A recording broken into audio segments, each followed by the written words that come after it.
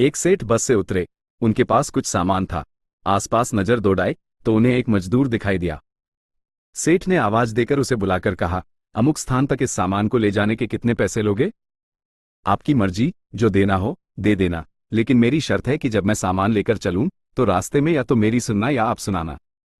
सेठ ने डांट कर उसे भगा दिया और किसी अन्य मजदूर को देखने लगे, लेकिन आज वैसा ही हुआ जैसे राम वन गमन के समय गंगा के किनारे केवल केवट की ही नाव थी।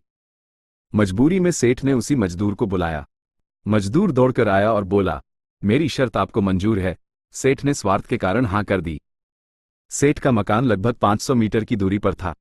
मजदूर सामान उठाकर सेठ के साथ चल दिया और बोला, सेठ जी आप कुछ सुनाओगे या मैं सुनाऊं? सेठ ने कह दिया कि तू ही सुना। मजदूर ने खुश होकर कहा, जो कुछ मैं बोलूं उसे ध्यान से सुनना। ये कहते हुए मजदूर पूरे रास्ते बोलता गया और दोनों मकान तक पहुंच गए। मजदूर ने बरामदे में सामान रख दिया। सेठ ने जो पैसे दिए ले लिए और सेठ से बोला, सेठ जी मेरी बात आपने ध्यान से सुनी या नहीं? सेठ ने कहा, मैंने तेरी बात नहीं सुनी, मुझे तो अपना काम निकालना था। मजदूर बोला, सेठ जी आपने जीवन की बहुत बड़ी गलती कर दी। कल ठीक 7 बजे आपकी मौत होने वाली है। सेठ को गुस्सा आया और बोले, तेरी बकवास बहुत सुन ली, जा रहा है या तेरी पिटाई करूं? मजदूर बोला, मारो या छोड़ दो, कल शाम को आपकी मौत होनी है। अभी मेरी बात ध्यान से सुन लो।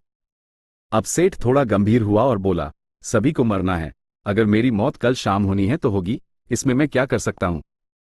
मजदूर बोला, तभी तो कह रहा हूं कि अब भी मेरी बात ध्यान से सुन लो। सेठ बोला, सुना, ध्यान देकर सुनूंगा। मरने के बाद आप ऊपर जाओगे तो आपसे ये पूछा जाएगा कि हे मनुष्य, पहले पाप का फल भोगेगा या पुण्य का? क्योंकि मनुष्य अपने जीवन में पाप पुण्य दोनों ही करता है, तो आप कह देना कि पाप का फल भुगतने को तैयार हूं, लेकिन पुण्य का फल आंखों से देखना चाहता हूं। इतना कहकर मजदूर चला गया। दूसरे दिन ठीक 7 बजे सेठ की मौत हो गई। सेठ ऊपर पहुंचा तो यमराज ने मजदूर द्वारा बताया गया प्रश्न कर दिया कि पहले पाप का फल भोगना चाहता है कि पुण्य का? सेठ ने कहा, पाप का फल भुगतने को तैयार हूं, लेकिन जो भी जीवन में मैंने पुण्य किया हो उसका फल आंखों से देखना चाहता हूं। यमराज बोले, हमारे यहां ऐसी कोई व्यवस्था नहीं है, यहां तो दोनों के फल भुगतवाए जाते हैं। सेठ ने कहा कि फिर मुझसे पूछा क्यों? और पूछा है तो उसे पूरा करो। धरती पर तो अन्याय होते देखा है, पर यहां पर भी अन्याय है। यमराज ने सोचा, बात तो यह सही कह रहा है, इससे पूछकर बड़े बुरे फंसे। मेरे पास कोई ऐसी पावर ही नहीं है जिससे इस जीव की इच्छा पूरी हो जाए। विवश होकर यमराज उस सेठ को ब्रह्मा जी के पास ले गए और पूरी बात बता दी। ब्रह्मा जी ने अपनी पोथी निकालकर सारे पन्ने पलट डाले, लेकिन उनको कानून की कोई ऐसी धारा या उपधारा नहीं मिली जिससे जीव की इच्छा पूरी हो सके। ब्रह्मा भी विवश होकर यमराज और सेठ को साथ लेकर भगवान के पास पहुंचे और समस्या बताई। भगवान ने यमराज और ब्रह्मा से कहा, जाइए अपना अपना काम देखिए। दोनों चले गए।